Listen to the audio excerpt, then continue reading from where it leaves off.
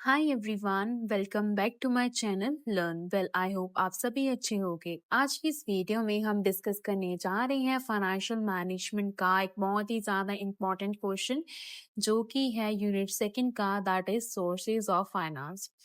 Question क्या है जो आज हमने डिस्कस करना है सोर्सेज ऑफ फाइनेंस का, that is give a comparative evaluation of the various methods that are open to meet the financial requirement of our business। Video को स्टार्ट करने से पहले अगर आप इस चैनल पर नए हो या फिर आपने अभी तक मेरे चैनल लर्न वेल को सब्सक्राइब नहीं किया है तो जल्दी जाके इसे सब्सक्राइब कर लीजिए and don't forget to press the bell icon ताकि आपको फ्यूचर वीडियोस का अपडेट टाइमली मिलता रहे। तो चलिए आज की वीडियो स्टार्ट करते हैं विदाउट वेस्टिंग एनी टाइम। सबसे पहले देखते हैं इंट्रोडक्शन।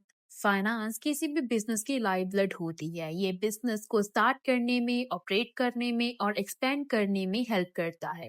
एक कंपनी को फाइनेंशियल रिसोर्सेज की ज़रूरत होती है डिफरेंट पर्पसेस के लिए, जैसे कि वर्किंग कैपिटल के लिए, फिक्स्ड एसेट परचेज करने के लिए, रिसर्च एंड डेवलपमेंट के लिए।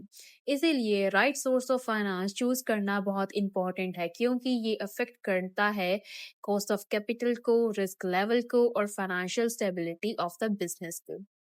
सोर्सेज ऑफ फाइनेंस का मतलब है वो डिफरेंट चैनल्स जिनके थ्रू बिजनेस अपने फाइनेंशियल रिक्वायरमेंट्स को मीट करने के लिए फंड रेज करता है। ये सोर्सेज दो टाइप के होते हैं, इंटरनल सोर्सेज और एक्सटर्नल सोर्सेज। इंटरनल सोर्सेज मतलब जो बिजनेस के अंदर से जनरेट होते हैं और एक्सटर्नल सोर्सेज वो सोर्सेज जो आउटसाइड एंटिटी से आते हैं। ठीक है। फाइनेंस चूज करना डिपेंड करता है नेचर ऑफ द बिजनेस पर, फाइनेंशियल हेल्थ पर, रिस्क एपिटाइट पर और रीपेमेंट कैपेसिटी पर। अब देखते हैं डेफिनेशन। अकॉर्डिंग टू GFS टन, finance is the science of managing money, जिसमें इंक्लूड होता है सोर्स ऑफ फंड, उनका एलोकेशन और उनका इफेक्टिव यूटिलाइजेशन बिजनेस के अंदर। अब देखते हैं sources of finance divided into two parts, internal source of finance and external source of finance. The internal source of finance further divided into sub parts, that is retained earnings, sale of asset, depreciation fund, profit, surplus, logging back of profit, and external sources of finance is divided into sub parts, that is share, debenture, public deposit, loan, government grants and subsidies, trade credits। सबसे पहले देखते हैं internal source of finance होता क्या है। Internal source of finance का मतलब है वो फंड्स जो ऑर्गेनाइजेशन के अंदर से जनरेट होते हैं। इसमें सबसे पहले देखते हैं रिटेन्ड अर्निंग को। रिटेन अर्निंग का मतलब है नेट प्रॉफिट का वो हिस्सा जो बिजनेस री इन्वेस्टमेंट करता है इंस्टेड ऑफ शेयर होल्डर्स को डिविडेंड देने की। अब देखते हैं advantages and disadvantages of retain earning. Advantages क्या है? सबसे पहले कोई रीपेमेंट या इंटरेस्ट बर्डन नहीं होता है। Financial stability of self reliance increase होता है। थर्ड, ओनरशिप डाइल्यूट नहीं होती, मतलब कंट्रोल सेम रहता है। नेक्स्ट क्या है? स्ट्रेंथन एंड इंडिपेंडेंसी होती है। अब देखते हैं डिसएडवांटेजेस। डिसएडवांटेजेस सबसे पहले क्या है? लिमिटेड अवेलेबिलिटी, प्रॉफिट पर डिपेंड करता है। सेकेंड, अगर ज्यादा अकुमुलेट हो जाए तो ओवर कैपिटलाइजेशन हो सकता है। थर्ड, लॉस फेस करने वाली कंपनीज के लिए सुटेबल नहीं होता है। अब बी पार्ट क्या है इसका? Sale of asset. Sale of asset होता क्या है? बिजनेस कैपिटल रेज कर सकता है नॉन असेंशियल या अंडर यूटिलाइज एसेट को बेचकर, जैसे कि एग्जाम्पल मशीनरी, प्रॉपर्टी, व्हीकल। अब एडवांटेजेस क्या है सेल ऑफ एसेट के? सबसे पहला एडवांटेज है इमीडिएट कैश इनफ्लोस मिलता है बिना डेट क्रिएट करे। ठीक है। सेकंड है कोई रीपेमेंट ऑब्लिगेशन या इंटरेस्ट कॉस्ट नहीं होती है। थर्ड, बिजनेस को एसेट यूटिलाइजेशन ऑप्टिमाइज करने में हेल्प करता है। ठीक है। डिसएडवांटेजेस क्या है? ऑपरेशनल कैपेसिटी रिड्यूस हो सकती है अगर इंपॉर्टेंट एसेट बेच दिए जाए। सेकेंड, ये once in a time source of finance है, लॉन्ग टर्म के लिए सुटेबल नहीं होता है। थर्ड, एसेट का मार्केट वैल्यू एक्सपेक्टेड से कम मिल सकता है। ठीक है। Third is depreciation fund. Depreciation fund क्या होता है? बिजनेस डेप्रिसिएशन फंड एलोकेट करता है ताकि एसेट को फ्यूचर में रिप्लेस किया जा सके। ये फंड इंटरनल फाइनेंस के सोर्सेज के रूप में भी यूज हो सकता है। एडवांटेजेस क्या है? एसेट रिप्लेसमेंट के लिए फंड प्रोवाइड करता है, ना कि करता है बिना बोरोइंग के। ठीक है। सेकंड क्या है? एक्सटर्नल फाइनेंस पर डिपेंडेंसी रिड्यूस होती है। ठीक है, उसके बाद डिसएडवांटेजेस देखते हैं। पहला डिसएडवांटेज क्या है डेप्रिसिएशन फंड का, फंड स्लोली अकोमुलेट होते हैं, बड़े इन्वेस्टमेंट के लिए सफिशिएंट नहीं होते हैं। और सेकंड है सिर्फ एसेट रिप्लेसमेंट के लिए ही यूज किया जा सकता है इसे। डी पार्ट है प्रॉफिट। प्रॉफिट वो एक्सेस रेवेन्यू है जो बिजनेस अर्न करता है after deducting all the expenses including the operational cost, taxes, interest. Businesses profit को फाइनेंस के रूप में यूज कर सकते हैं इंस्टेड ऑफ डिस्टर्बिंग इट।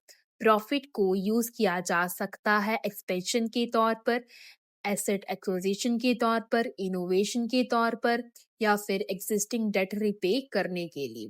ठीक है, अब देखते हैं एडवांटेजेस। ठीक है, एडवांटेजेस क्या है, बिजनेस स्टेबिलिटी स्ट्रांग होती है, ग्रोथ एनहांस होता है, कोई इंटरेस्ट या रीपेमेंट नहीं होता है। डिसएडवांटेजेस क्या है, limited availability, share holders dissatisfied हो सकते हैं और स्टार्टअप के लिए सुटेबल नहीं होता है। ठीक है, E part is surplus. Surplus का मतलब है excess income over the expenses, specially non profit organisation और गवर्नमेंट बॉडीज। ये प्रॉफिट जैसे ही है पर जनरली डिस्ट्रीब्यूट नहीं होते हैं बल्कि एक्युमुलेट होते हैं। एडवांटेजेस क्या हैं, कोई डेट या लाइबिलिटी नहीं, फ्लेक्सिबल यूसेज होता है इनका और सेल्फ सफिशिएंसी इंकरेज करता है। सरप्लस के डिसएडवांटेजेस क्या है, लिमिटेड अवेलेबिलिटी, हमेशा लार्ज फंड अवेलेबल नहीं होते हैं और फंड मिसयूज हो सकते हैं। F part is plugging back of the profit. Plugging back of the मतलब होता है कंपनी अपने प्रॉफिट का पूरा या कुछ पार्ट शेयर होल्डर को डिस्ट्रीब्यूट नहीं करती बल्कि बिजनेस में री इन्वेस्टमेंट करती है। एडवांटेजेस क्या है plugging back of the profit के, कोई फाइनेंशियल बर्डन नहीं है, ग्रोथ और एक्सपेंशन सपोर्ट करता है, फाइनेंशियल स्टेबिलिटी इंप्रूव होती है और कंट्रोल मेंटेन रहता है। डिसएडवांटेजेस क्या है, limited availability, share holder dissatisfied हो सकते हैं, ग्रोथ स्लो हो सकती है अगर फंड्स लिमिटेड हो। ठीक है, अब डिस्कस करते हैं external sources of finance. External finance का मतलब है फंड्स जो आउटसाइडर एंटिटीज से आते हैं जैसे कि बैंक्स, इन्वेस्टर्स और फाइनेंशियल मार्केट। ये सोर्सेज लार्ज फंड प्रोवाइड करते हैं लेकिन साथ में ही लाते हैं जैसे कि इंटरेस्ट कॉस्ट, रीपेमेंट ऑब्लिगेशन और control dilution. A part is share. Shares company में ओनरशिप का हिस्सा रिप्रेजेंट करता है। जब कंपनी शेयर इशू करती है तो वो इन्वेस्टर से कैपिटल रेज करती है। एडवांटेजेस क्या है, कोई रीपेमेंट ऑब्लिगेशन नहीं होती, लार्ज कैपिटल एसेस मिलता है, कोई इंटरेस्ट पोस्ट नहीं होता है। डिसएडवांटेजेस क्या है शेयर की, ओनरशिप डाइल्यूट होती है, कॉम्प्लेक्स प्रोसेस होता है, प्रॉफिट डिस्ट्रीब्यूट करना पड़ता है डिविडेंड की फॉर्म में। D part is debenture. Debenture long term financial instrument होता है जिसमें कंपनी इन्वेस्टर से फिक्स इंटरेस्ट रेट पर पैसा बोरो करती है। Types of debenture is secure debenture और अनसिक्योर डिबेंचर। एडवांटेजेस क्या है, फिक्स इंटरेस्ट कॉस्ट होता है, ओनरशिप डाइल्यूट नहीं होती, लॉन्ग टर्म फंडिंग मिलता है। डिसएडवांटेजेस क्या है डिबेंचर के, रीपेमेंट ऑब्लिगेशन होती है, फाइनेंशियल रिस्क बढ़ता है, इंटरेस्ट पेमेंट प्रॉफिटेबिलिटी रिड्यूस करता है। C part is public deposits. Public deposit वो फंड्स होती हैं जो कंपनी जनरल पब्लिक से फिक्स इंटरेस्ट रेट पर कलेक्ट करती है। ये डिपॉजिट्स अनसिक्योर्ड होते हैं और कंपनी की रेपुटेशन पर डिपेंड करते हैं। एडवांटेजेस क्या हैं, कोलेट्रल की जरूरत नहीं होती है, लोअर इंटरेस्ट कॉस्ट होती है। डिसएडवांटेजेस क्या है, डिफॉल्ट का रिस्क होता है, क्रेडिट वर्थीनेस कंपनीज के लिए भी सुटेबल है। ठीक है, एडिशनल पॉइंट में हम लिख सकते हैं जैसे कि फ्लेक्सिबल टेन्योर होता है, रेगुलेटरी रिस्ट्रिक्शंस होती हैं। D part is loan. Loan एक कॉमन एक्सटर्नल फाइनेंस सोर्स है जहां बिजनेस बैंक या इंस्टीट्यूशन से पैसा बोरो करता है। Types of loan, short term loan और लॉन्ग टर्म लोन। एडवांटेजेस क्या है, ऑनरशिप रिटेन होती है, ठीक है, टैक्स बेनिफिट मिलता है और quick access to the fund. Disadvantages क्या है लोन के, रीपेमेंट प्रेशर होता है, कोलेट्रल रिक्वायर्ड होता है और क्रेडिट वर्थीनेस इंपॉर्टेंट होती है। E part is government grant and subsidies. Government business को फाइनेंशियल असिस्टेंस देती है, ग्रांट, सब्सिडीज और टैक्स इंसेंटिव्स। एम क्या होता है, एम होता है इकोनॉमिक ग्रोथ करना और रिसर्च और डेवलपमेंट प्रमोट करना। एडवांटेजेस क्या है, no repayment obligation. Second is financial risk reduce होता है, इनोवेशन इंकरेज होती है। डिसएडवांटेजेस क्या है, हाईली कॉम्पिटिटिव प्रोसेस, कंडीशन और रिस्ट्रिक्शन अटैच्ड होती हैं। F part is trade credit. Trade credit एक शॉर्ट टर्म फाइनेंशियल मेथड है जहां सप्लायर बिजनेस को अलो करता है गुड क्रेडिट पर लेने के लिए। एडवांटेज इसका इमीडिएट कैश आउटफ्लो नहीं होता है, फ्लेक्सिबल पेमेंट टर्म होती है। Third is cash flow improve होता है।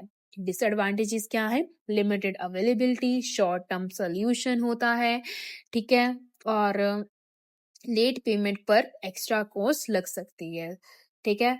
अगर कंक्लूजन की बात करें, हर सोर्स ऑफ फाइनेंस का अपना एडवांटेज है और डिसएडवांटेज होता है, इसीलिए बिजनेस को अपनी financial condition, risk capacity, growth objectives की according right mix of interest और एक्सटर्नल सोर्सेज चूज करने चाहिए। आई होप आपको सोर्सेज ऑफ फाइनेंस का चैप्टर भी बिल्कुल क्रिस्टल क्लियर हो गया होगा। अगर आपको ये वीडियो अच्छी लगी हो तो इसे लाइक करें, ज्यादा से ज्यादा अपने दोस्तों के साथ शेयर करें ताकि उनकी भी हेल्प हो सके, ठीक है। So this is all about जितने भी हमारे 15 मार्क्स के इंपॉर्टेंट क्वेश्चन बनते थे वो सब हमने डिस्कस कर लिए हैं, ठीक है। आई होप आपका कल का एग्जाम अच्छा जाए, ठीक है। बिल्कुल अपना दिमाग ठंडा करके पेपर स्टार्ट करना। सबसे पहले क्वेश्चन को रीड करना, आपको कौन कौन सा क्वेश्चन आता है, ठीक है। उसके बाद उसके पॉइंट्स माइंड में रीड करना कि मैंने सबसे पहले इंट्रोडक्शन लिखनी है, फिर मीनिंग, डेफिनेशन।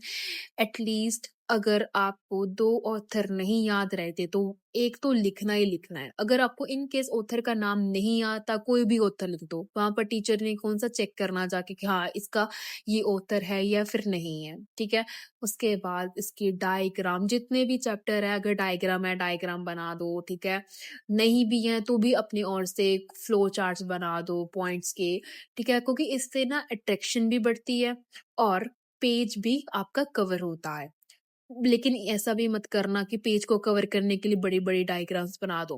मटेरियल भी लिखना, पेज को कवर करने के लिए डायग्राम्स भी बनाना और राइटिंग अच्छी करना। एट लास्ट कंक्लूजन लिखने के बाद लाइन ड्रॉ करना ताकि आपका जो पेपर है प्रेजेंटेशन अच्छी हो, ठीक है, ताकि टीचर को भी लगे कि हाँ कि बच्चे को सारा पेपर आता है, ठीक है। आई होप आपका कल का एग्जाम बहुत अच्छा जाए, ठीक है। जो आपने प्रिपेयर किया है, जितने भी क्वेश्चन याद किए हैं, सारे आपको उस टाइम पर याद आ जाए और आपका पेपर अच्छा हो जाए, ठीक है। Wishing you all the very very best for tomorrow's exam. मिलते हैं नेक्स्ट वीडियो में। Until then keep learning, keep growing only with Learn well.